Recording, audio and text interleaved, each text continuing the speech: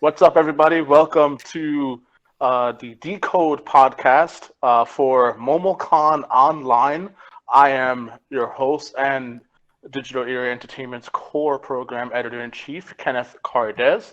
Above me are my co-hosts. We have on my right-hand man, Mr. Wally Arm over there, and our little sound guy, Gino, sipping away on his Waypoint Cafe sponsored merchandise up in there. Look, you always be Thanks for selling coming on ABC. in. Oh, ABS, right? ABC, Yes. ABS right now. I always be selling. Yeah. Always Normally be we come to selling. you live. Normally we come to you live from the Waypoint Cafe, located in the Lower East Side, in New York City. But we are coming to you now from our establishments, or as we like to refer to them as the We Point. We are a esports and gaming podcast that has been in the works for almost 2 years now, going on 3. And we just recently hit our 100th episode. And this is another special episode for you guys watching online over at MomoCon Online. Thanks for coming on in. We're going to get right into the show, talk a little bit of some esports and gaming news, and then leave it open for some Q&A if you guys have any questions. But one of the things that I always like to start the show off with is what we have been playing in the past week since our last episode. So, Wally, why don't you kick things off for us? So I am gonna cash in my late to the game chip here, and say that because it was finally free, I decided to finally play GTA 5. That's how late to the game I'm cashing in right now. That's fair. I still haven't played it. I own it. But here's the thing is, so the reason why I'm so late to the game playing GTA 5 is because every single time I saw it on sale or some reason, it was still in my mind going, it's not really worth this price tag to me. If I recall, the original starting price tag when it first came out, the launch price tag was what, 59 and change. That's comes to 62 tax. $60. Yeah, $60. And I'm sitting here going, nope, still not worth it.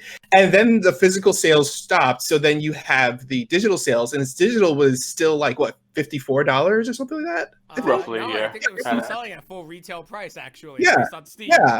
And I'm still staring. I'm like, this is still way too much. So I held off for the longest.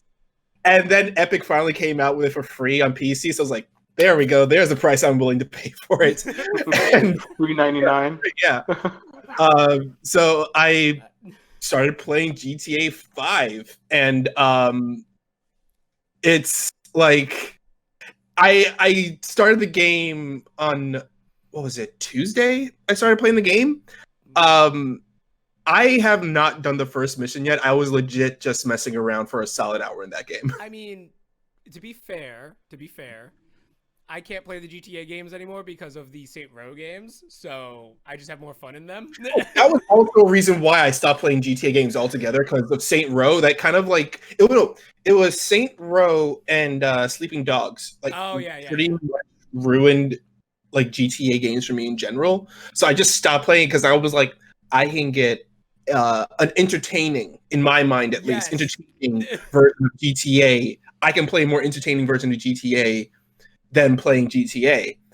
And so I started playing GTA 5, and not for nothing, they have made the game a little bit more entertaining now. It's not as how do I want to put this? Serious, where they're trying way too hard to be funny. It's actually got good writers this time around, so it's actually just a fun game to play right now. But outside the fact is that it's still at its core very much a GTA game, so it still has a lot of the same dialogue you would hear in a GTA game. So, but yeah, I mean, it's not no way as entertaining as Saints Row or Sleeping Dogs, but I'm enjoying it. I'm still haven't really scratched the surface of the game yet, so we'll see how this goes. I mean, that's the point of games. You don't play games if you can't enjoy them. What about you, Gino? What have you picked up recently? I picked up 2 games. One I already beat, which is Chex Quest HD. For those of you who don't know, Chex Quest was a Doom clone game that was included in a box of Chex cereal. And it's just filled. They expanded on it. They animated it a bit better. It's just a really dumb little Doom clone game. It's fun. It's with a lot of puns, a lot of General Mills puns. If I recall, didn't they use the Wolfenstein engine? Yes, they did use the Wolfenstein engine originally. Yeah. But it still used a lot of like the Doom sound effects, which is funny to me. Yeah, it did. It's also free on Steam. So it's like a fun 5-level game just to kill time with. The other game I've been playing is Wonderful 101. Oh god, it was so much fun. It is no business being so much fun. That is such a good game. It just makes me want another an HD remake of Beautiful Joe even more. I was thinking the same exact thing. Like I was playing Wonderful 101 and I'm saying, why hasn't there been an HD re-release of Beautiful Joe? Obviously. Obviously, because oh man. They don't want to pay Conrad the money that he's owed. They could benefit from like an HD re-release of Beautiful Joe so much right now. But oh man, that game is so much fun. It is just a wonderful game. Nintendo could pay them off enough to get it on maybe Switch. Here's hoping. That would be the hope. That would be the hope. That would very much be the hope right there. How about you, Ken? What you've been playing? So I've been diving into a lot of open world games recently because we have the time. And alongside me playing Assassin's Creed Origins and Assassin's Creed Odyssey, I have recently picked up. I know those are hours I would never get back. But I've been playing a lot more of the new release Maneater, which is a shark PG, as it's been known to be called. It's basically an open world action RPG where you play as a shark. And you swim around, you eat stuff, you eat humans, you hunt other apex predators, all in the name of a revenge quest as you seek out the hunter that killed your mom. It is quite frankly one of the best games I've played so far right now. I have it preloaded on my PC. I cannot wait for it tomorrow because I'm pretty much just going to wake up tomorrow and just start playing that game. Yeah. I was playing it up until showtime. And I'm taking my sweet time with this game. Like I'm doing this is one of those open world games where like I actually want to do the side quest just because you can get so many different upgrades. You can level up with like fish fat and fish DNA and mutagens to level up your shark and get like a bunch of different powers and different teeth sets to do different types of damage against different elements out there. There's even a specific set of armor. It's like bone armor, and it gives you bone teeth, so you can bite the boats harder. This game is amazing. I wish more games did that, honestly. It's a game that's obviously not taking itself seriously, which I love. It definitely does not. We need more games like that, honestly. We just need games just because they're fun. And that's why Saints Row is the superior of GTA games. Yeah, the game is absolutely bonkers. I fell in love with it within like the first 15 minutes, and I'm just like, games like this don't come out very often. And no, they don't. It's so rare. It's definitely a nice thing to sink my teeth into, pun intended. Until the later games come out, like we have Last of Us 2 dropping in a couple of weeks, Ghost of Tsushima in July. So. But those are games that I'm really looking forward to. You know what I'm looking forward to in July? I'm looking forward to that Paper Mario, man. Oh, yeah. Oh, Paper Mario, yeah. That's another one that I'm looking forward to.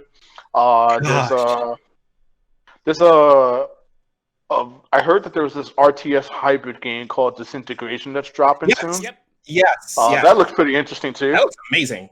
So, it's in the same vein as, what are they called? You play one side as the aliens, the other side as the humans, and it's RTS, but it's also first-person shooter. I can't remember the name. Oh, I was instantly gonna say StarCraft Ghost, but I realized that was a fleeting dream. Wow, that hurts. That hurts my feelings, Wally. It does hurt. I'm pretty sure everybody watching is like, StarCraft Ghost? What was that? Oh man, nuts. let Papa Internet tell you a story. Oh gosh. I will say this though. So I was looking at the Paper Mario trailer, right? And this is something I always notice about the Mario, not just like the Paper Mario games, but like the Mario RPG games in general. I love how they make the Mario world so incredibly sinister. Even though it's like, no, this is Mario. This is supposed to be happy little like mushroom hopping, jumping, the paper breaking. games have always been like Oh, the darker runs of them. no, but like all of the Mario RPG games have been super sinister. Like, for example, Brothers in Time. Oh. Like that whole storyline where you were collecting the pieces, and then it turns out, oh, big twist. Now I'm spoiling the Brothers in Time. It's been over like what 10 years since it came out. Over 10 years actually. Yeah, the statute of limitations are over. There was the whole big twist was that you're collecting you're collecting the pieces of the MacGuffin to save the world, but then it turns out the pieces of the MacGuffin was actually the thing that was sealing the real final boss of the game, and like stuff like that was just like this is weird for a Mario game, you know? So and then you look at this game, it's like, oh, they're legit doing they're legit doing body snatchers in this. Yeah. And I'm like, oh man, this is gonna be great. It is. This is gonna be the first Paper Mario game that I will have played since the very first Paper Mario. Thousand Year Door was my first one. Actually, because I missed the first one. Thousand Year Door was my first one, and then I went back and played the original. I have only played the original. So I did like the Wii one personally. But I know that people have issues with the other Paper Marios because it's like, oh, it's not as good as Thousand Years Door, and it's just like, okay, they were trying, but this one, I will admit that Thousand Years Door kind of like set the bar in this really weird way that you wouldn't have expected for a Mario RPG. True. You know, it did, and I think it like that kind of carried over to the other Mario RPGs like Superstar Story and not Superstar Story. I'm thinking of this Kirby. Superstar Saga and Bowser's Inside Story. And Inside Story. Oh, Inside Story was great too. The remake that game was fantastic. People are split on the remake because it has the added extra stuff, and apparently a lot of people did not like the remake. Yeah, that's what they added that stuff in like in the Superstar Saga remake, and no one touched it. No one touched that content. So it was just very odd that they decided to do it again because from what I read, a lot of people didn't like that extra content. So it was just really odd they did it. But hey, whatever. Indeed. Yeah.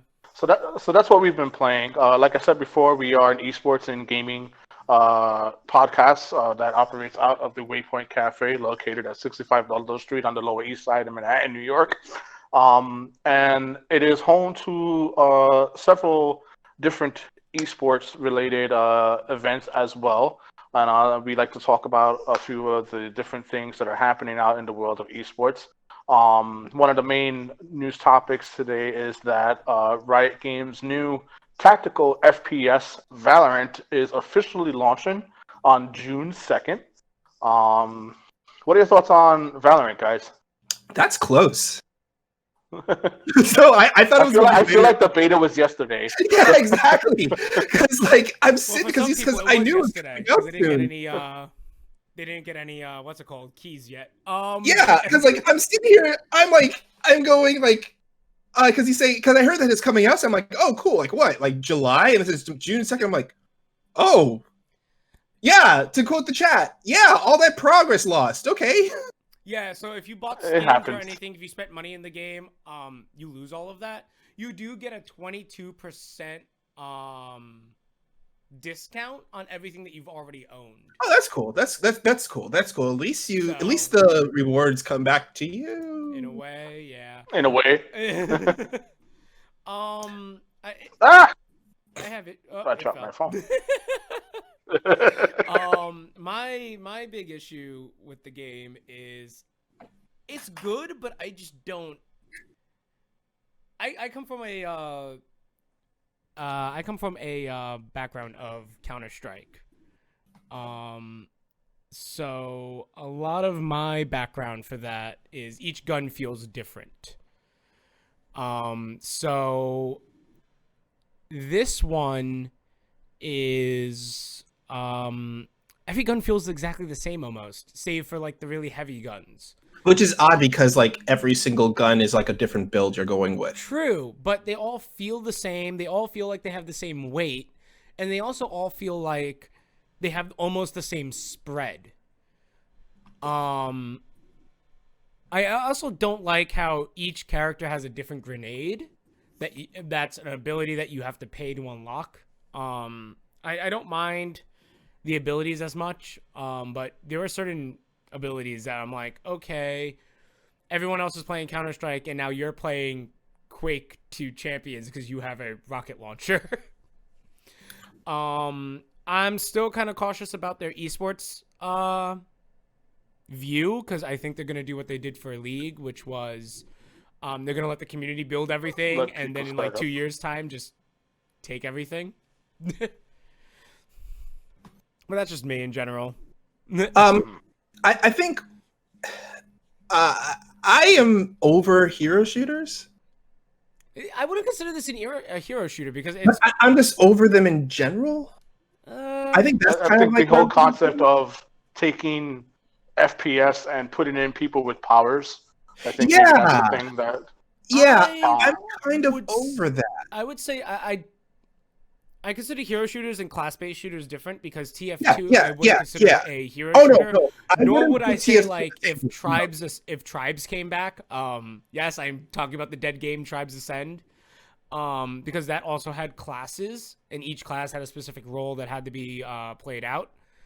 I don't think those are that bad. I think we are a little burnt out on Overwatch, and I think that's more so because of the news cycle than so far the gameplay. Though granted, its gameplay is kind of I think that's now. pretty much where I'm at also. It's like if a new class shooter came out, I would be fine with that. I am more over the hero shooter as in we have 12 different characters, and then you have 4 of them are a tank, 3 of them are support, everything else is DPS. You know, I think everything is DPS. Yeah. I just, in the right hands, every class is DPS. Exactly. Yeah. We're looking at you, Zenyatta. I am just over. I'm over that kind of shooter. No, yeah, I get that. I'm over that. I would love a nice class-based shooter again. I would love that. That's what I would pay good money for, to see that come back again. So I feel like Valorant is in a weird way, it is class-based. Yeah. Because though they have powers, their powers aren't anything that's like super. I can't think of the right word, but it's basically not as game breaking or game changing. They're part of the kit, but they're not as necessary. Yeah. Like I went several rounds without buying any grenades, so. Mm-hmm. You know, so like a lot of them have powers of like, you know, it's to create a barrier or a force field or, you know, something that does detects where your opponent is or something like that. So, you know, I think a lot of it is just things to aid in the tacticalness of the gameplay. I think that just adds into the whole that what separates it from the others. That it goes like that takes it what goes from a normal first-person shooter, team-based first-person shooter, to a tactical-based team-based first-person shooter. I think it's also the fact that like it's basically the plant the bomb, as Counter-Strike, which is a mode that we all know and well. It is pretty much because of that we already know like, all right, there will be a high enough skill ceiling that's not based on, oh, you always have to pick this character.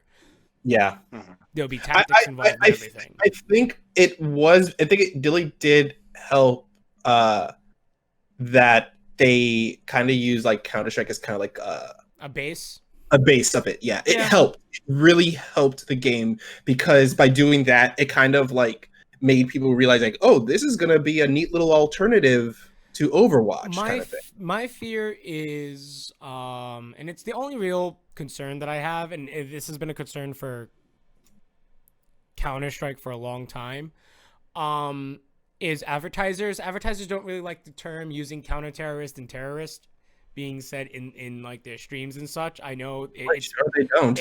It's a touchy subject in the community. It is, yeah.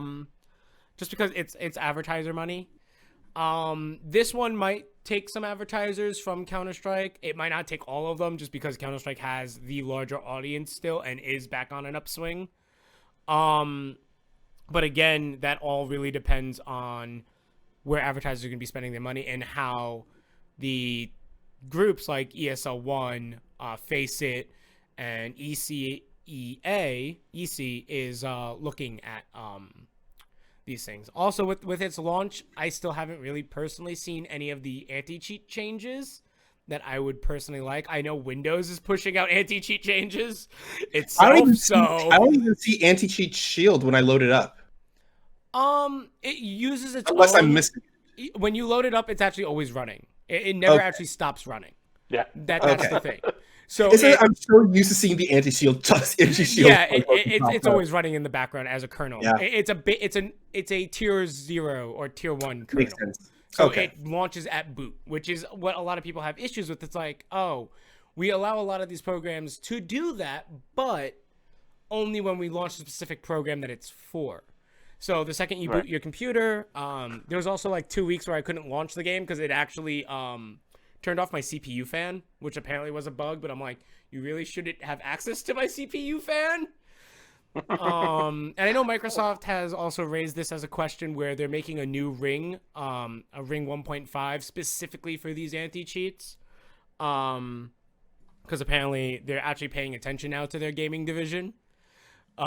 Judging by what's coming out soon. There's also the issue of with Valorant, just how teams, we're gonna see a lot of people, we're gonna see a lot of like new teams, and it's gonna be ripe for that like abusive contract again. I am very I think that's also I probably could speak for a lot of guys. I think I have to speak for all of us here. We're all looking forward to the team makeups for this. I am, and I'm not at the same time.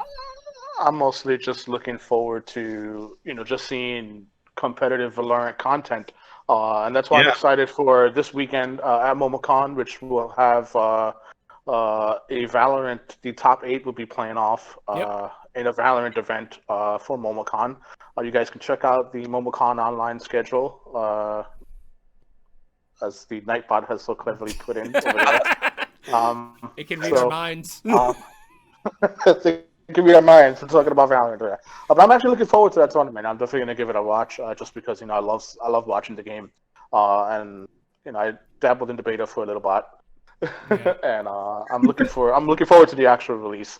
But one of the things that is causing a little bit of concern is a lot of players, since we touched on Overwatch, is how a lot of players are leaving competitive Overwatch and going into Valorant for its eventual pro scene and everything.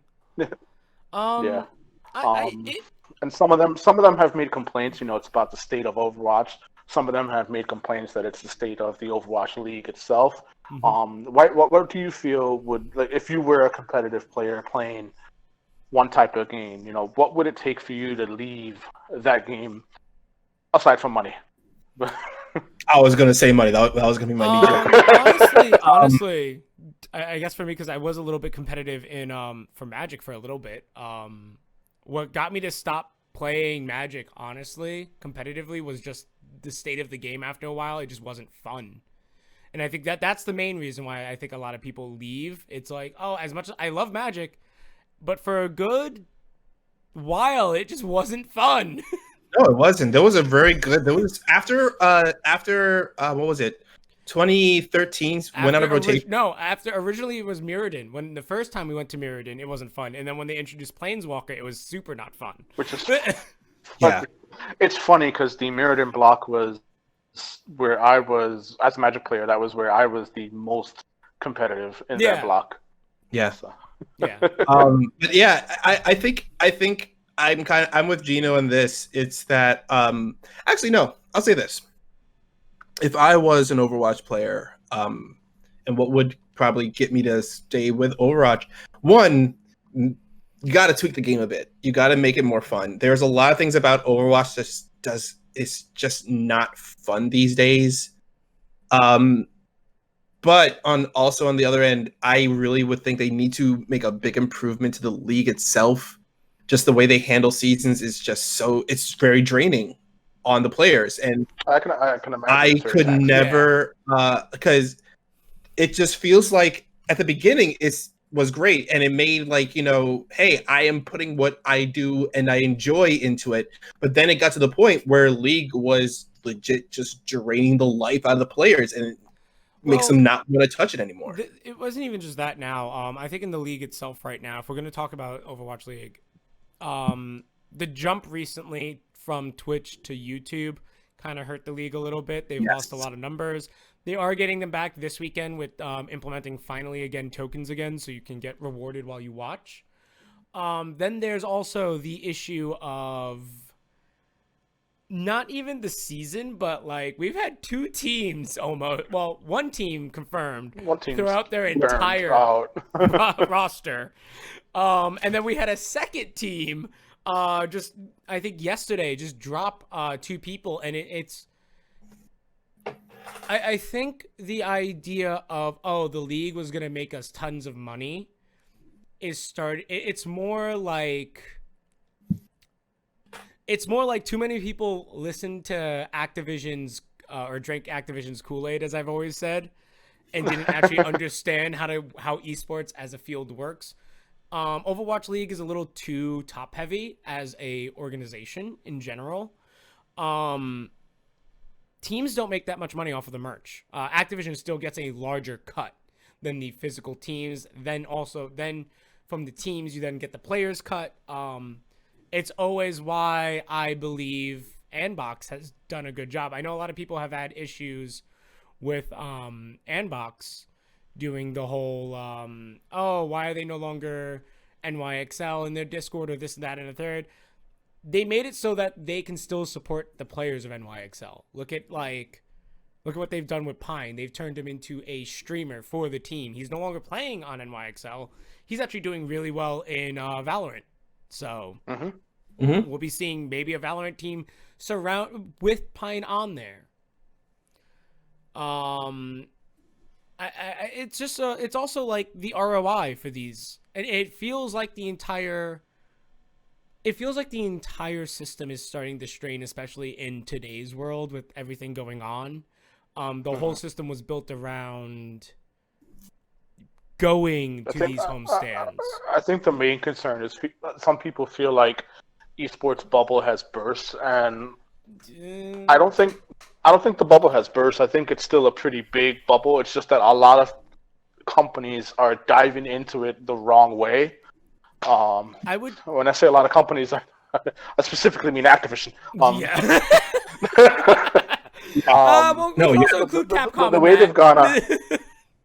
I mean, Capcom originally was really terrible when it came to. Yeah, they've gotten better, but it also hasn't gotten super better. It's gotten incrementally better. It's gotten to the point where Capcom is all like, I'm like, where Capcom is pretty much like, yeah, I've done some pretty bad stuff lately, and then Activision is like, hold my beer. That's the entire conversation right there. Yeah. For Valorant team, I'm hoping for Valorant teams. Period. Yeah, that's all. I just have one. You brought up the esports bubble, and I don't like that as a term because esports. It's not like we talk about a sports bubble, right? And it's like sports as a whole. We talk about the individual sport in of itself. Yeah, I don't like the term esports bubble because not all of esports. Like if Overwatch League falls. Say, the rest of it still goes on.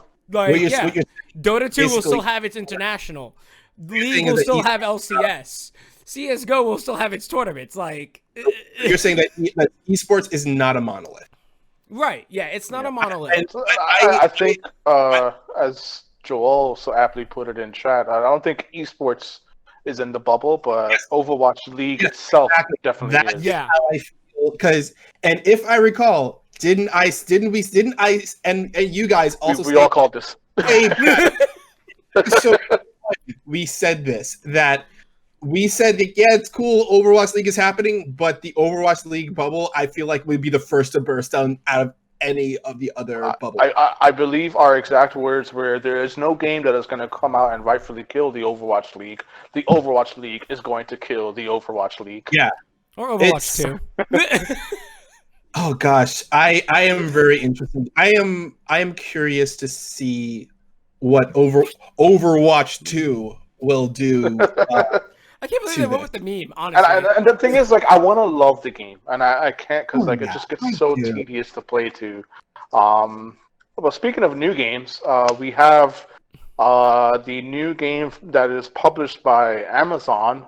Crucible has finally come out, and okay, I'll be honest with you. I've played it. I have not touched it yet. I'm actually I'm holding off and playing it right for a little bit. But here's how I feel. We've made this joke before where even though Overwatch League has lore, TF2 still has much better lore, and none of it's been officially published by Valve. It was just 9 shorts. This game has so much lore to it, and that's charming and fun, that it actually makes the gameplay fun. Yeah. So my only issue with Crucible right now is the maps are just too damn huge for 4v4. Yeah, big maps for me. The maps are super huge. I dude. don't like, I think they were meant to be I don't think it was meant to be a 4v4 game, honestly. I feel like it was going to be. It was originally supposed to be a 6v6, and then they toned it down. Not even that. I really do think that this was meant to be a team-based arena shooter, kind of like Quake. Or like Team Fortress. Okay. Yeah. So it's like, you can do 12v12 if you want to. You know what? Here's something to consider then. Maybe down the line they'll do that. I really if the map that's entirely possible. Yeah. It's entirely possible because they wouldn't make a big map like that for no reason. I'm just surprised they didn't borrow the perfect dark tech where the map adjusts in size depending on how many people are playing on the That's map. what I thought. Big maps. I'm like, so maps adjust or something? Because that seems like the logical way to go.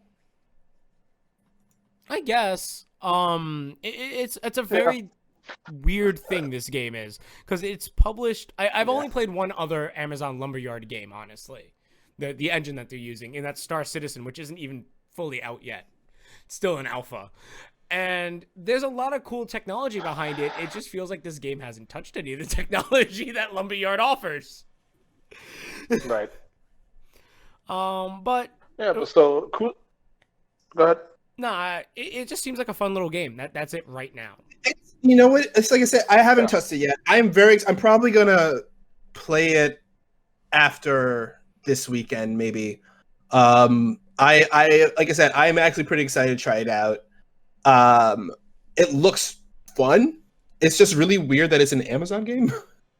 Amazon published game. It's it's very weird. Game, so. I like this is me as the futurist. My whole futurist mentality is like going into like overload, thinking like, okay, how's this gonna affect the game like a year from now? What is this gonna change for like several months from now? Like, how is Amazon going to change? How is Amazon dipping their foot into this going to change things? How are they going to combine it with their whole like customer service that they already have? There's a lot of things I was just thinking about, like how they can do that. Like questioning your Lord and Savior Jeff Bezos, Prime is in. That's exactly how I feel.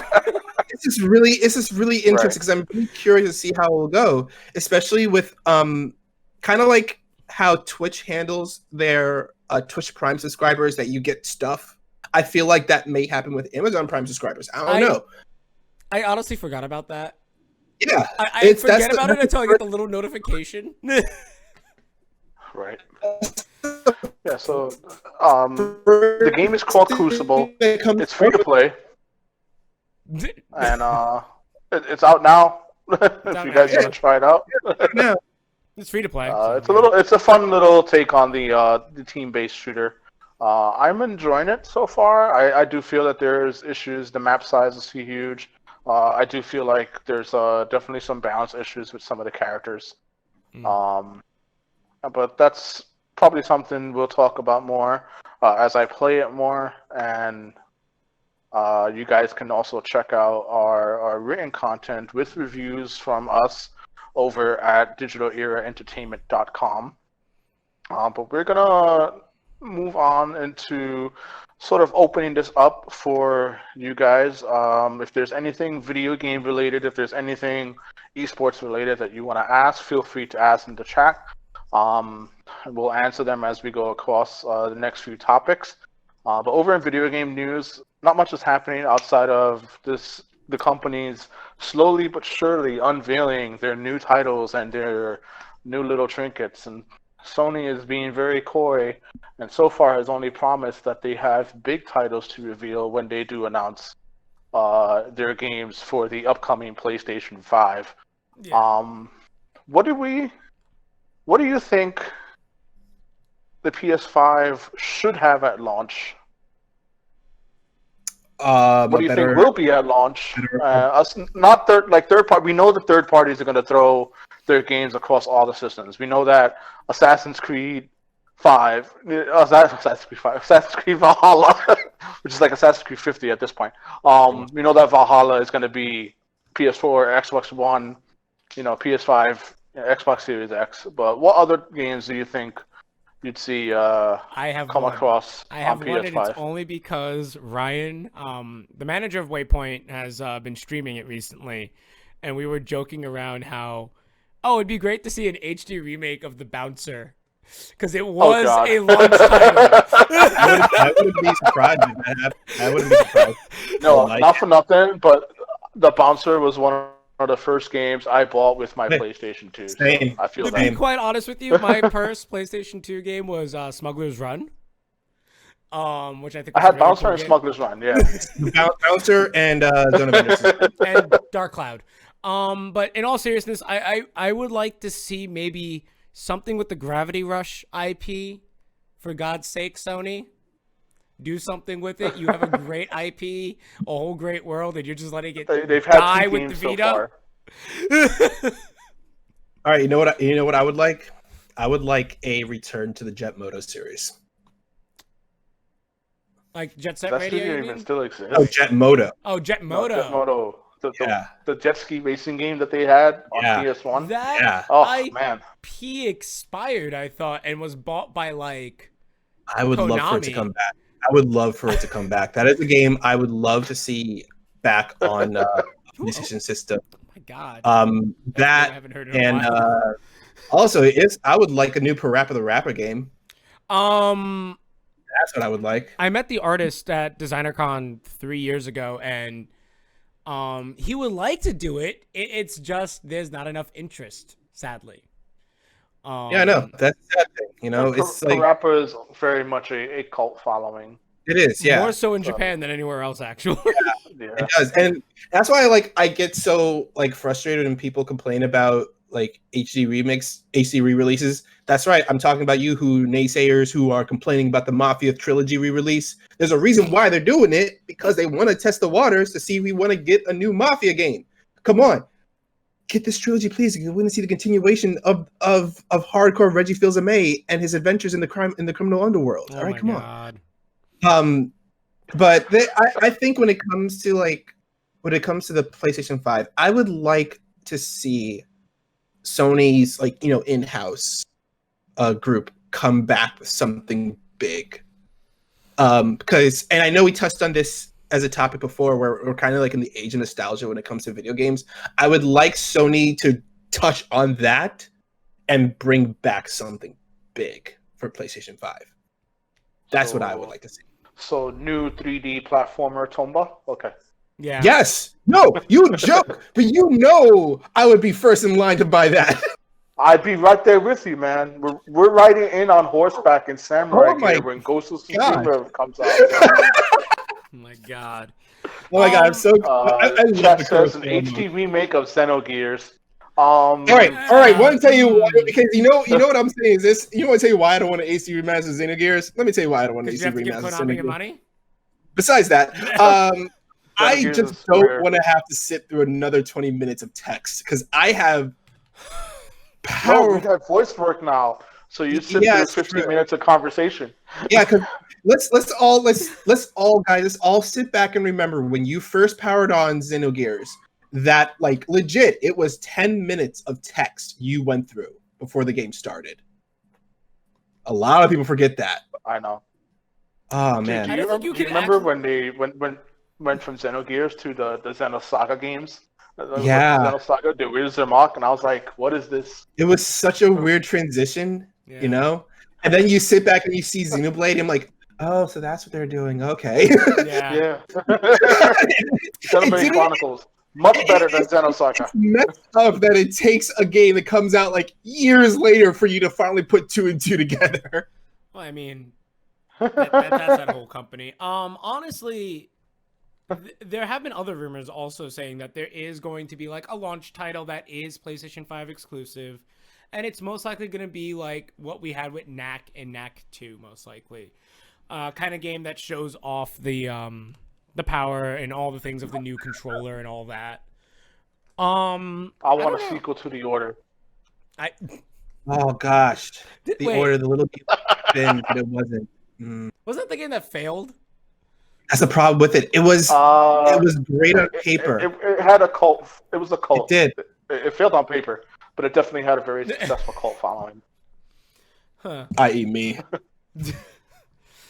Yeah, and me. Yeah, the game is really good. It. Like, yeah, that's it. Sadly, we've had also some rumblings of Halo Infinite news. I think I'm the only one who really cares about this, but we've had rumblings of it only because there have been with the Halo 2 in the Master Chief Collection, there have been added cutscenes, which I've never. They're kind of retconning the original trilogy in a weird way, where it's the other Spartans telling the and the Arbiter telling the other Spartans what happened during Halo 2 and Halo 1. So it's interesting that they're kind of retelling the story, like they're using this to prep for Infinite, which makes me believe.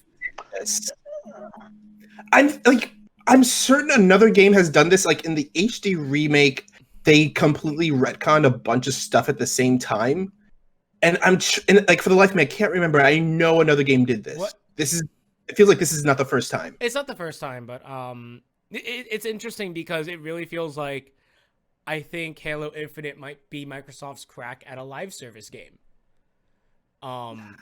Services.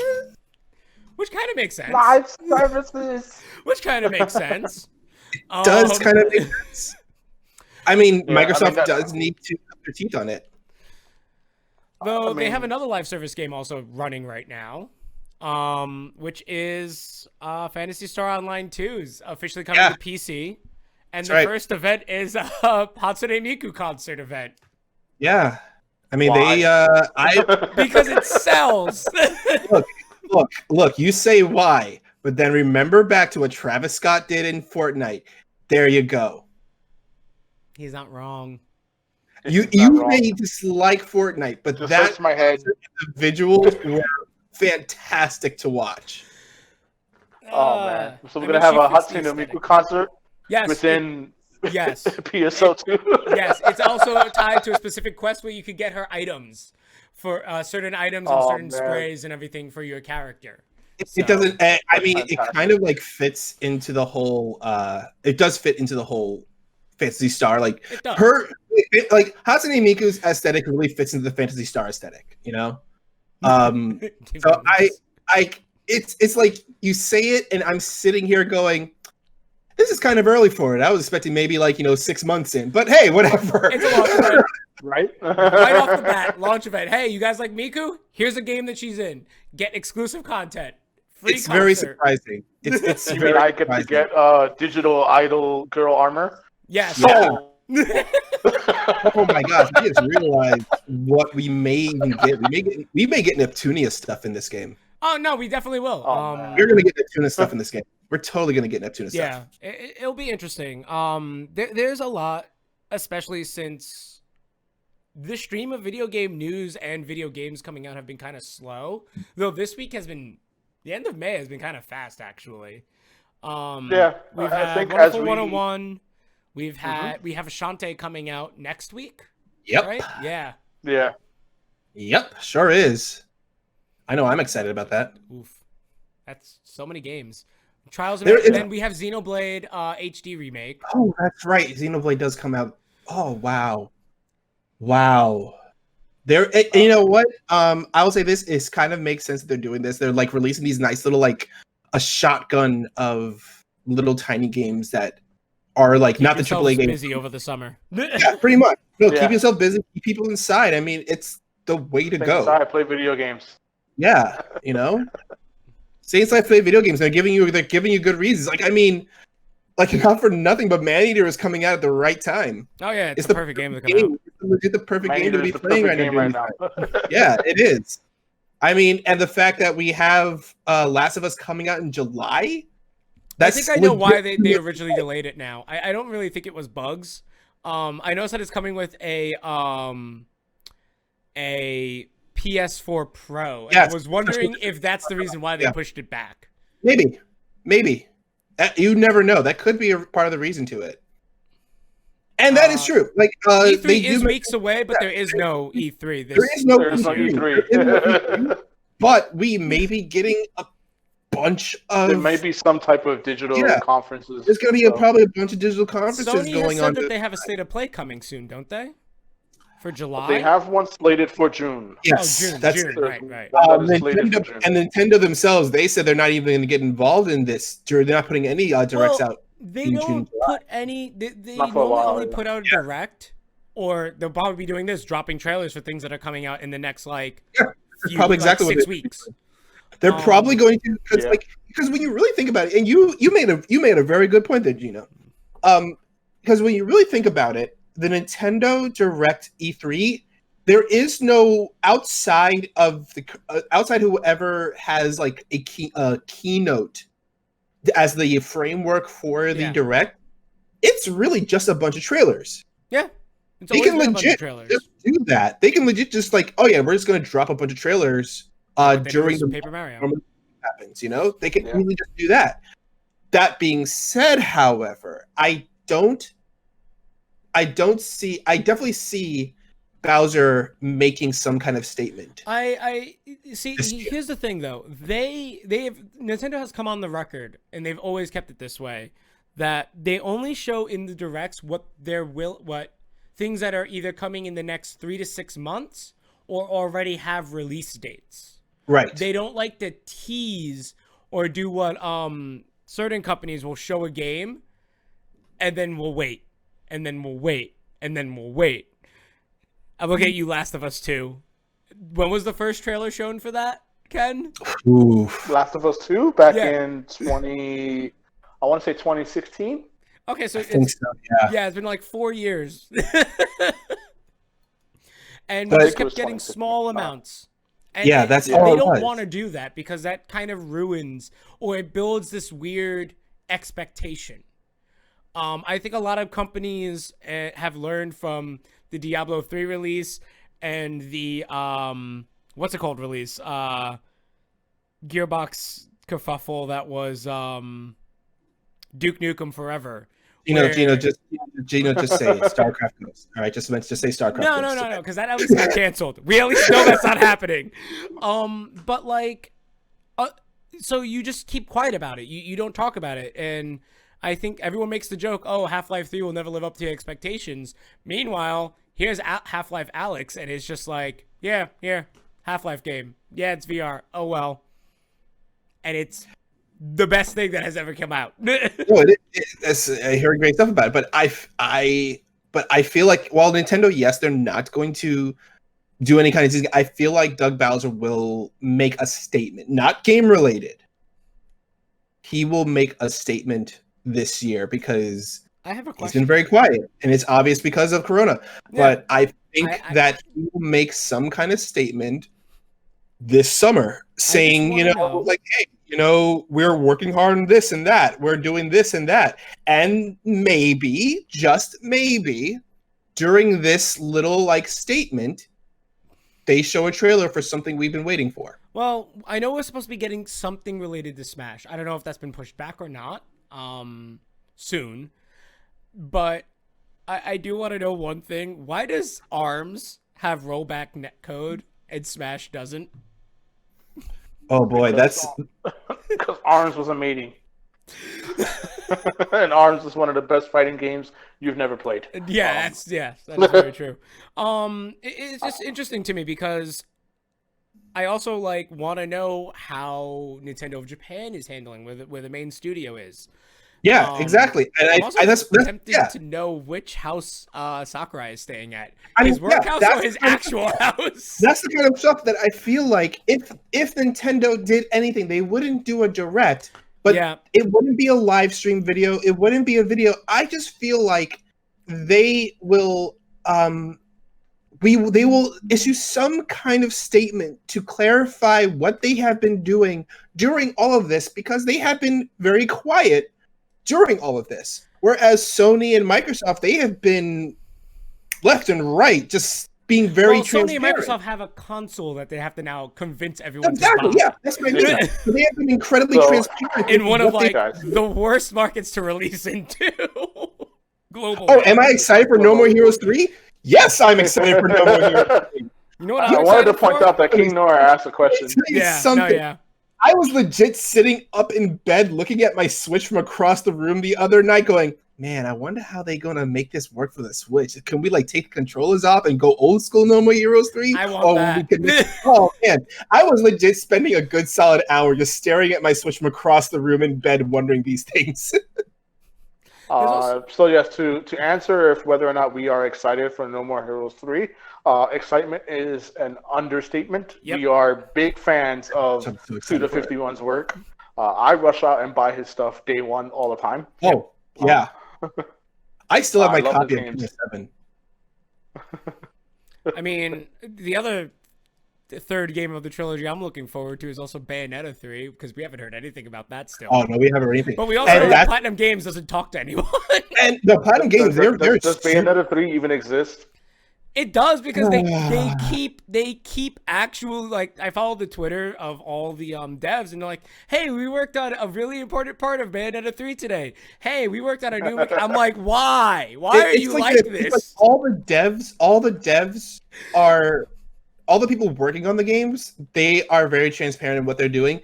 It's Platinum themselves they don't say anything at all. They never say anything. That's the weird thing. Right.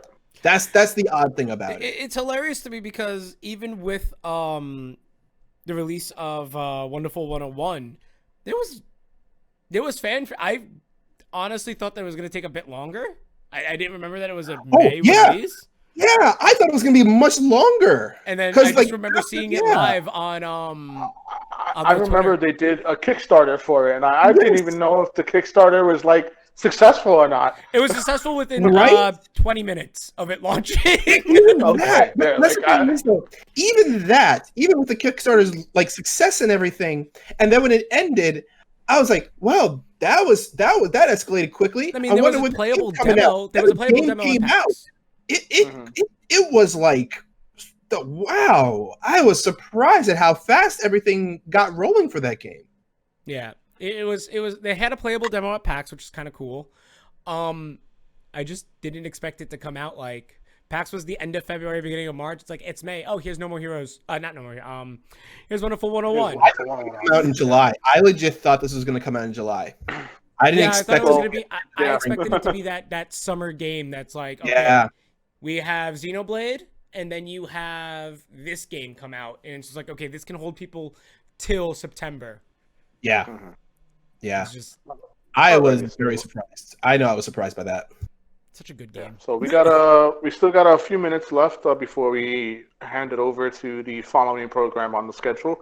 Any last minute questions before we go over some housekeeping that we normally do on our podcast? This is the time chat. If you have any questions about games, any questions about esports, or any questions about us. Otherwise, I'm going to get right into the shameless plug portion of the podcast. Shameless plugs. Gold Bond. Gold Bond, right? Stamp.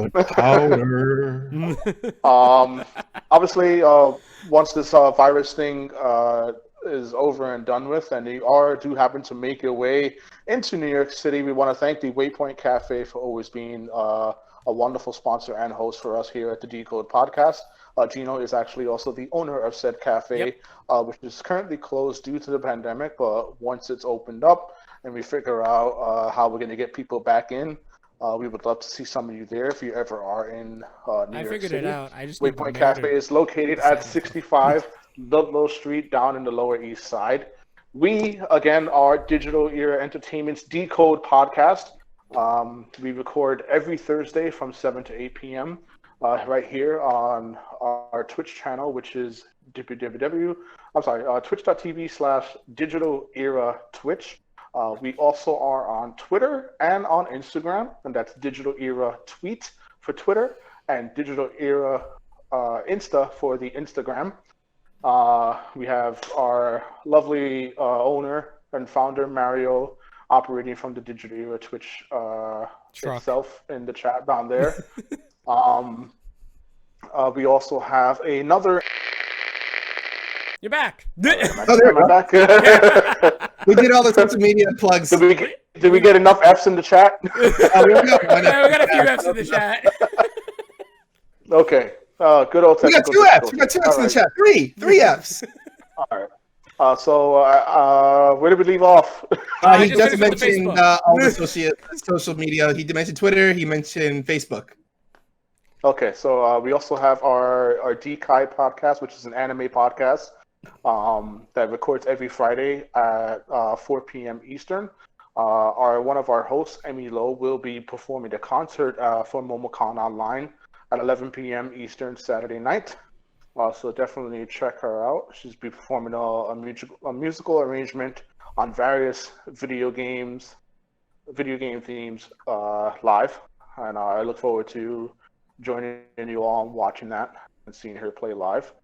Want to give a special thanks to MomoCon and MomoCon Online for allowing us to have this special segment for you guys.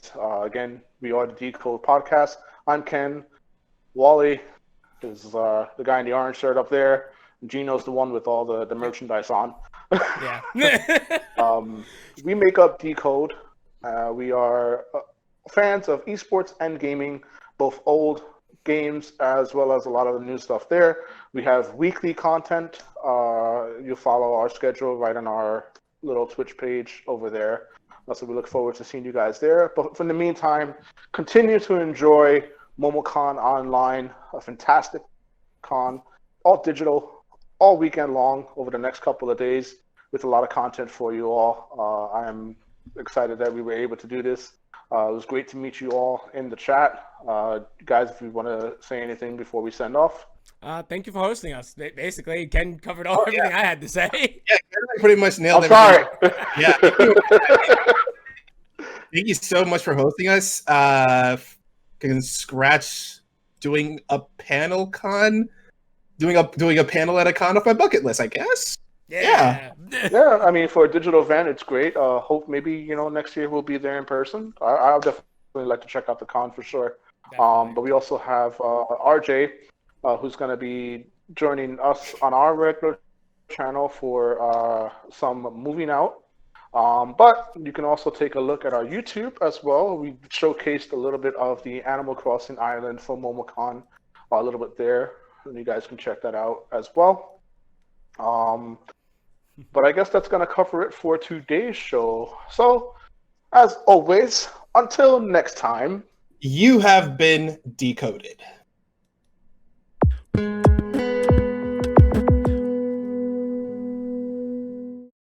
Please remember to like, share, and subscribe, and follow us across social media for updates. Thanks for watching!